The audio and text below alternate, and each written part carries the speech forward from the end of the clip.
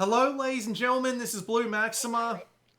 This is Ultrawings 2, and I'd like to talk to you about it. This is a review copy provided by BitPlanet Games, and you're seeing this played on the Quest 2, although there is a PC version coming within the next few weeks, I believe. I believe the one reason it got delayed was because it didn't have HOTAS support of all things, but okay. So, I was really a fan of Ultrawings 1.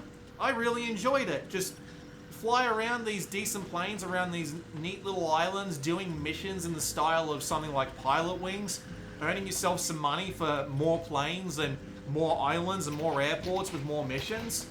Kind of hard to argue with that concept, if I'm being perfectly honest with you. So when I heard Ultrawings 2 was getting made, which was promising to be more of the same, but with more stuff, more polish, and a bit more of everything going on, I thought to myself, yep, alright, let's give this a look. I've been playing it for about 3 hours at this point. The footage that you're seeing is from hour 2 and hour 3. And I gotta tell you, man, I am incredibly frustrated with it. Which is an immense disappointment, because I was really hoping for better from Ultrawings, especially since this is apparently the only game they've been working on for the past 4 years or so. And after playing it, all I can find myself thinking is, really? This is it? But anyway, let's go over what Ultrawings 2 is. Basically, you have planes, you fly them on missions. Depending on the performance in these missions, you'll earn money, and this money can be used to buy new planes and new airports. New planes will unlock missions within that class, and new airports will unlock new missions for every plane that you've got. It's that simple, really. The game is assisted by a physics system, and it does have a pretty good physics system. It feels not so much true to life, but it feels authentic. It feels like what you would expect, or how you would expect these sorts of aircraft to react while you're flying them around. And so that works absolutely fine. I don't really have a problem with the way the physics are handled in this game. What I do have a problem with, and this is the main reason why Ultrawings 2 has been an absolute frustration for me, it's all in the controls. Because you have to use your hand on the joystick in the middle in order to actually control the plane, right? And 90% of the time it works okay. But the rest of the time, it doesn't want to work right. You'll find yourself just holding onto it, holding onto the grip button, and for whatever reason, control will just stop responding for a second or two, right? And you'll look down at the joystick after moving your hand around a bit and realizing, I'm not hearing the joystick click anymore, which to be fair is actually a good improvement, and it means that you know when you're moving the stick. Although it doesn't actually click in on the really minor movements, which I would actually appreciate, because you're trying to focus on what's in front of you and the stick's moving around under you just because your hand can't sit still. It would be nice to be able to notice that.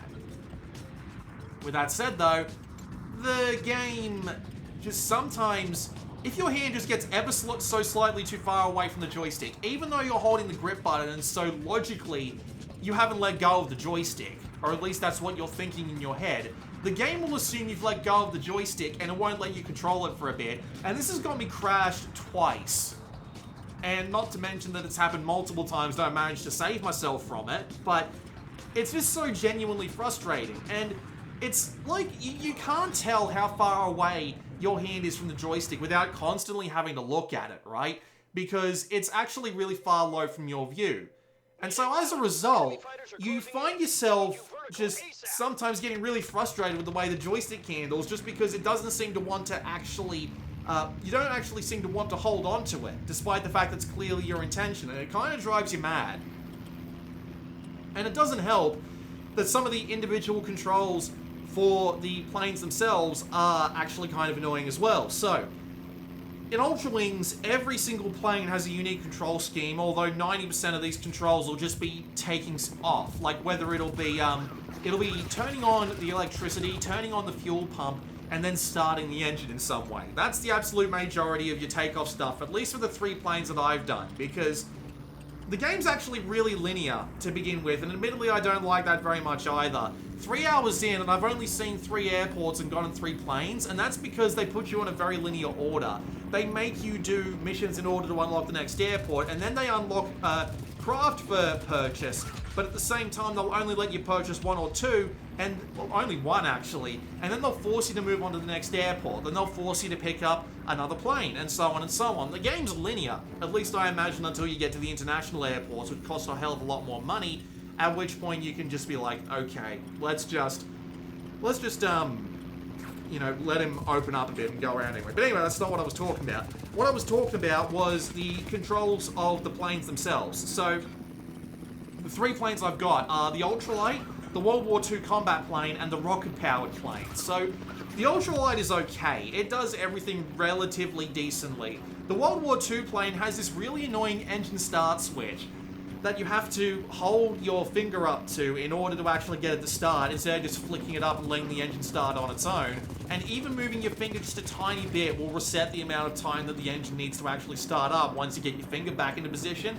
And I absolutely hate it. It feels entirely against the point. I can't stand it.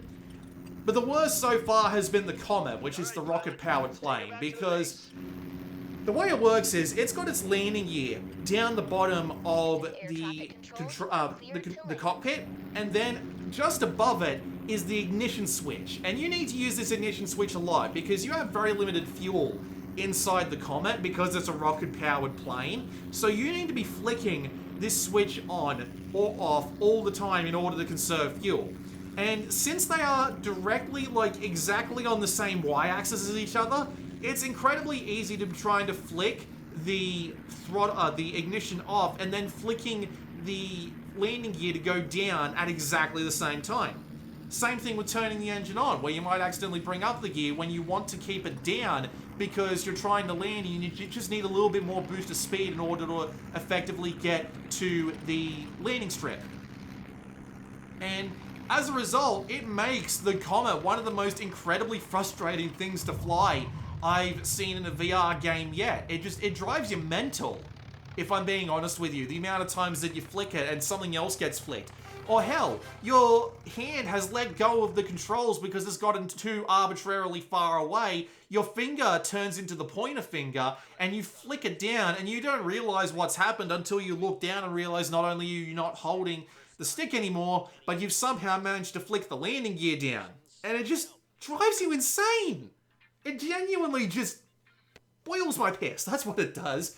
The amount of times I've had to avoid screaming at the damn game because it's like, you wanted to flick all these switches at once, right? No, I didn't. Another really annoying thing about the controls, the gun that you use to shoot down balloons in the Ultralights missions. It is the twitchiest gun I've ever had the displeasure of using in a virtual reality game of any kind.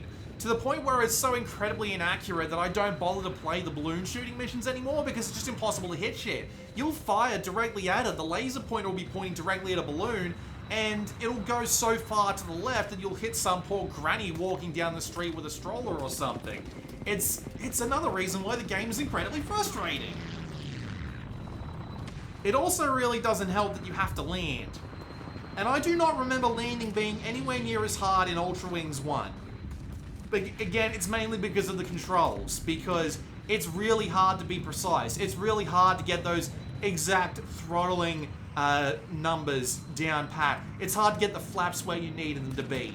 And it just makes landing a bit more of a pain in the ass than it really should be. And it really, really doesn't help when 2/3 of the missions require you to land. Despite the fact at this point you've proven damn well that you know how to land. You've landed more times than you need to. And you'll just play like this 1-minute mission of flying through rings. And then you'll have to do a 1.5 minutes worth of landing because you'll have to circle around, come back around in order to get into the right angle in for the landing strip. And then you'll crash anyway. You'll come in at just a little bit too slow speed, your wing will give out from under you, and you'll just crash into the ground or something along those lines. And it's genuinely incredibly frustrating when you get a mission just right first try, and then next thing you know, you crash, and then you have to fly the mission again, and you just can't get that gold, no matter what you do. So you just end up having to accept the silver Otherwise, you'll end up tearing your hair out through the Quest 2's headband, and you'll look like an utter doofus. So yeah, just genuinely found myself hating it after a couple of hours. Whether it be having trouble figuring out landing, whether it be having to fight the controls, whether it be having to go in with the whole linearity of the game, or just any other number of just minor annoyances. Like the fact that you have to pick up the laser pointer, click retry, and then put the helmet on. If you just put the helmet on right away, it doesn't assume that you're retrying and it'll put you into free flight. I'm not entirely sure why that isn't retry by default. There is two people who give you like hints and advice and what have you, and just there to kind of cheer you on as you like fail missions or complete missions or what have you. And every time you fail a mission, they'll have this smart ass comment, and they don't have enough to last the majority of the game. So you'll find yourself just sitting there hoping that they'd shut up. You have to fly between airports in order to actually, go between airports in order to see what missions are available. Which means a 3-minute flight over just this completely empty ocean. And these islands do look okay, don't get me wrong, and I understand that it's the Quest 2 and they want to keep them all in memory. Possibly for some kind of, big mission that involves multiple islands and refueling over the course of the game. But there's always this very noticeable stutter when you're going between islands, and it's always this 3-minute flight over nothing, and they don't look very good. The island's geometry themselves get too close and it looks like a Sega Saturn game or something. Really low texture resolution, really low resolution polygons, and it looks way too sharp sometimes. It could do to just be a bit smoother. Like, there are some mountains that just look like triangles sometimes, and it's just weird. I did also see ops, and ops are the fact that now you can go around and shoot things down in Ultrawings, and they did kind of promise like an ongoing story, quote unquote, although there really isn't that much of a story. It's just like, it's ever so slightly related to the previous mission. And you still just go around, hold the trigger at something while you're pointed at, and that'll generally be enough. The AI is kind of stupid, and they fire an absolute ton of bullets, but very little actually hit your craft, so it feels more ineffective than anything else unless you've got more than one coming down on you at one point, and trust me, that's actually quite rare in this game, for some reason. So, don't pick this up expecting like a combat flight sim. The majority of missions are still going to be fly through rings with a different idea behind it, land with a different idea behind it, or shoot balloons with the side gun when you're piloting the ultralight. None of these are bad, of course. They are somewhat entertaining on their own, but at the same time, when you have to land for 2 out of 3 of them, when it can be surprisingly easy to screw up the landing and need to do the whole mission again, it just gets frustrating.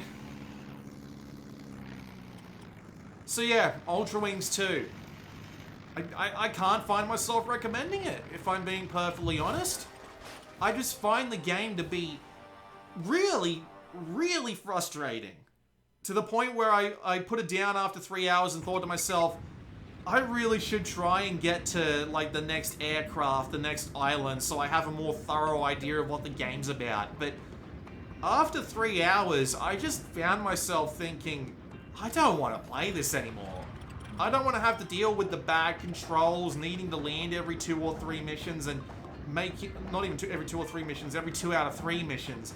And just having to deal with coming down at slightly the wrong angle and ending up dead. Having to deal with repeating those missions over and over again. And yeah, there's like a couple of other minor things I could go on about, but I don't really need to say much else. I've said pretty much everything I need to say. With that said, this has been Blue Maxima. I'll see you all next time. Comet 1005, you are cleared to land.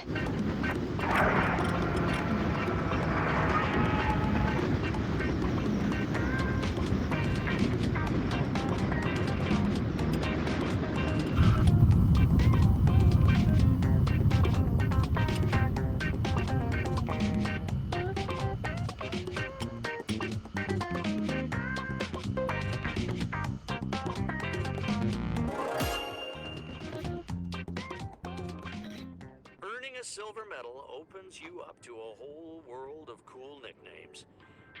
Silver Spoon, Silver Fox, Quicksilver. Oh, the list goes on. The enemy's renewed assault on our supply depots could have been a lot worse if not for you, pilot. Now let's take back what's ours.